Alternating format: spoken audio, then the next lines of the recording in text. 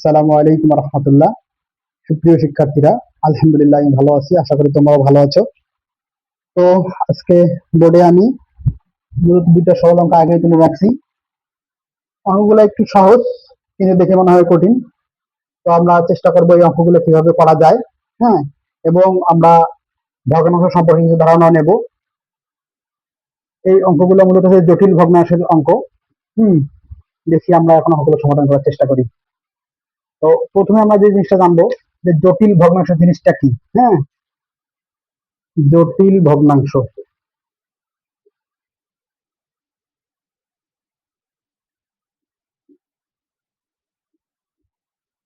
জটিল ভগ্নাংশ হচ্ছে যে ভগ্নাংশের লব এবং হর দুইটাই ভগ্নাংশ আকারে থাকে, সেটাই হচ্ছে আমাদের এই জটিল ভগ্নাংশ।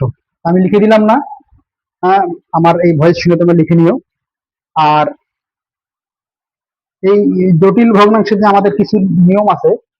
হ্যাঁ, এক কথা আমরা সরল করতে যে নিয়মগুলো ব্যবহার করি, এই নিয়মটাই মূলত আমাদের এখানে ব্যবহার করতে হবে। হ্যাঁ, আমরা এখানে যেমন একটা ট্রিক্স ফলো করি, যেমন আমরা বদমাস ট্রিক্সটা ফলো করি, অথবা বাংলায় আমরা এটাকে বলি যে ব এ ভা গু জো বি। আমাদের যে আমরা এই বদমাস ট্রিক্সটা লিখলাম, তো যে কোনো ভাবে সরল করার ক্ষেত্রে আমাদের এই ট্রিক্সটা লাগে। এটা ইংরেজিতে, একটা বাংলায়। তো আমরা এখানে বিতে আমরা ধরবো ব্রাকেট, যেটা আমরা বাংলায় বলি বন্ধনী। হ্যাঁ, তারপর আমরা এরপর যেটা ধরবো এটা হচ্ছে অফ, বাংলায় যেটাকে আমরা বলি এর। হ্যাঁ, এরপর আমাদের যেটা আছে ডি, ডি কে আমরা ধরবো ডিভিশন, বাংলায় যাকে আমরা ধরি ভাগ। তারপর এরপর হচ্ছে এম কে হচ্ছে মাল্টিপ্লিকেশন, মাল্টিপ্লিকেশন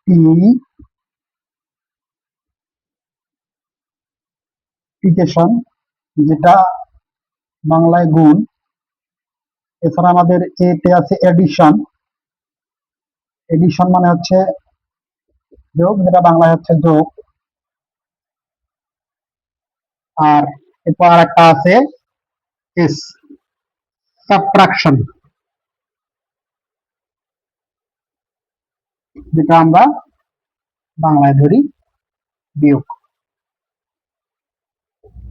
তো আমাদের যে কোনো ধরনের সরল করার ক্ষেত্রে আমরা প্রথমে বন্ধনীর কাজ করব, তারপর বন্ধনীর কাজ শেষ হওয়ার পর বন্ধনীর কাজের মধ্যে আবার প্রথমে আমার কাজ করতে হবে প্রথম বন্ধনীর কাজ, তারপর দ্বিতীয় বন্ধনী, তারপর তৃতীয় বন্ধনী। এরপর যদি আবার আমাদের এর এর কাজটাকে, এরটা মূলত আমাদের গুণ আকারে থাকে, এর আরেকটা নাম হচ্ছে গুণ বা ডট। হ্যাঁ, এরপর আমরা ভাগের কাজ করব, গুণের কাজ করব, যোগের কাজ করবো, বিয়োগের কাজ করব। তো দেখি আমরা প্রথম যে অঙ্কটা আমাদের আছে 1 নম্বরে, আমি আগে তুলে রাখছিলাম, সেই অঙ্কটা সমাধান করার চেষ্টা করি।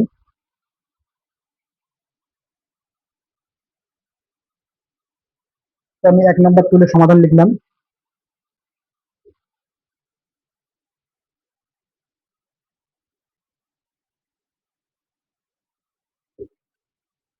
লিখে এখন অঙ্কটা তুলি আমরা।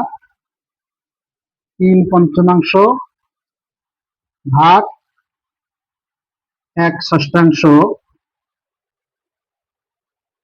আবার আমাদের 3/5 এর 1/6। আবার এখানে কি আছে, আমাদের প্লাস ক আছে। আমাদের এই অঙ্কটা আমরা সমাধান করব। অঙ্কটা কিন্তু এটা হচ্ছে আমাদের লব, আর এটা হচ্ছে আমাদের হর। তো আমাদের যে প্রথম কাজটা হবে সেটা হবে, আমাদের প্রথমে আমরা লবকে ক্যালকুলেশন করব। কি করব? লবকে ক্যালকুলেশন করব। দেখি করি। সমান সমান, যদি আমরা লবকে ক্যালকুলেশন করি, আমাদের যদি ভাগ আকারে থাকে, তো এটা আমাদের গুণে নিয়ে আসতে হবে। গুণে নিয়ে আসতে গেলে আমাদের প্রথম সংখ্যাটা, যে পরের সংখ্যাটা থাকবে, এটা উল্টে যাবে। দেখি 3/5 গুণন 6/1, নিচে কি আছে 3/5 যেহেতু এর আছে এটাকে আমরা গুণে নিয়ে বা গুণ করে নিয়ে আসবো, গুণে নিয়ে আসবো 1/6। এখন আমরা ক্যালকুলেশন করব, আমাদের কি কাটাকাটি যায়? যায় না। এজন্য আমরা কি করব? গুণের সাথে গুণ করব। এখন আমাদের কি আছে? 3 গুণন 6, 3 6 18, 5 গুণন 1 5, নিচে যেটা থাকলো এটাই থাকবে। এরপর আমাদের কি 3 গুণন 1 3, এরপর কি আছে? 5 6 30, 5 6 30 যোগ ক। এখন এই লাইনটা এদিক নিয়ে আসি।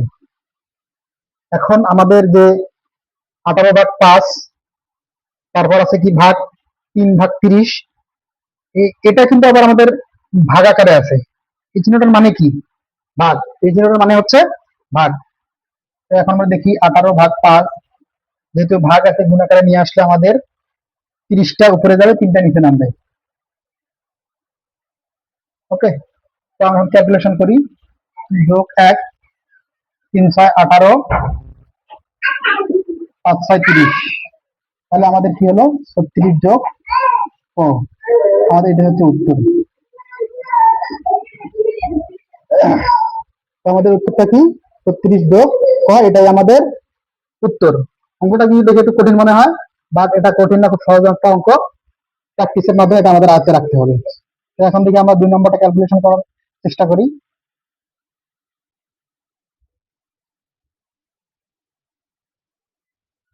তো আমাদের 2 সমাধান করি আমরা।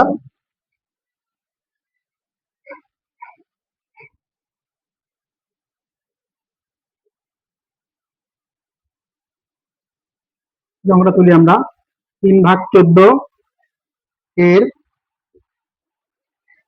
4 সমস্ত 9 এর 5 ভাগ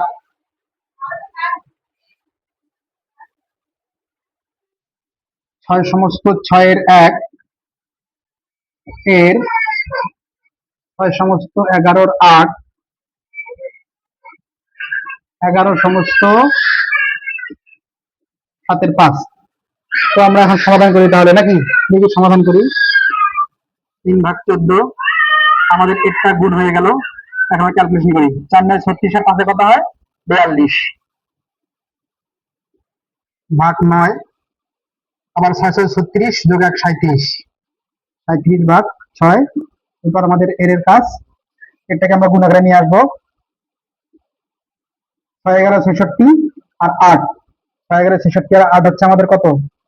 66 67 68 69 70 71 72 73 74, 74 ভাগ 11। এরপর কি আছে আমাদের?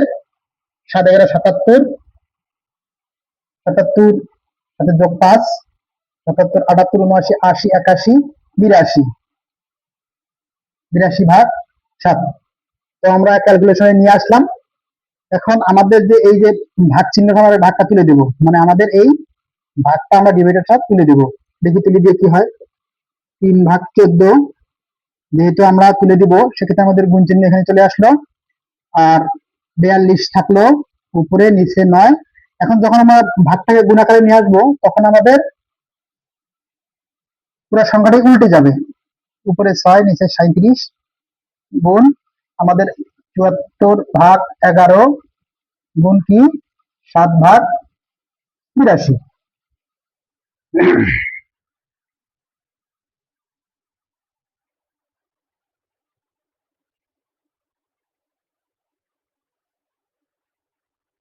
সরি, এখানে আমাদের 41 হবে। তো এখন আমরা একটা ক্যালকুলেশন করি। হ্যাঁ, এখন দেখো কিভাবে ক্যালকুলেশন করা যাবে। 41 আছে, 41 দিয়ে 82 কাটানো যায়, 2 থাকে, তাহলে 41 দুগুণ 82। আবার এই 37 দিয়ে আমাদের এই 74 কে কাটাকাটি করা যায়। 37 দুগুণ হচ্ছে আমাদের 74। আবার 2 দিয়ে আমাদের এটাকে এটাকে বাদ দিলাম আমরা। এবার আমাদের কি 7 দুগুণ 14। আমাদের এখানে কিছু থাকলে না আর। এখন আমরা কি করব? 3 দুগুণ 6, আবার 3 তিরিকে 9। আমাদের কি হলো? তাহলে এই 3 বাদ গেল, 3 তিরিকে 9, আবার এই তিন আমাদের বাদ গেল। তাহলে থাকলো কি আমাদের? কি থাকলো? 3 2 4 42 6, আমাদের তাহলে কি থাকলো?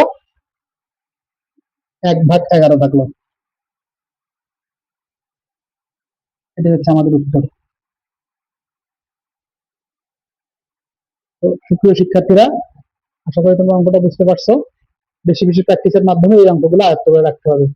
তো আজকের মতো এ পর্যন্তই। Thank you.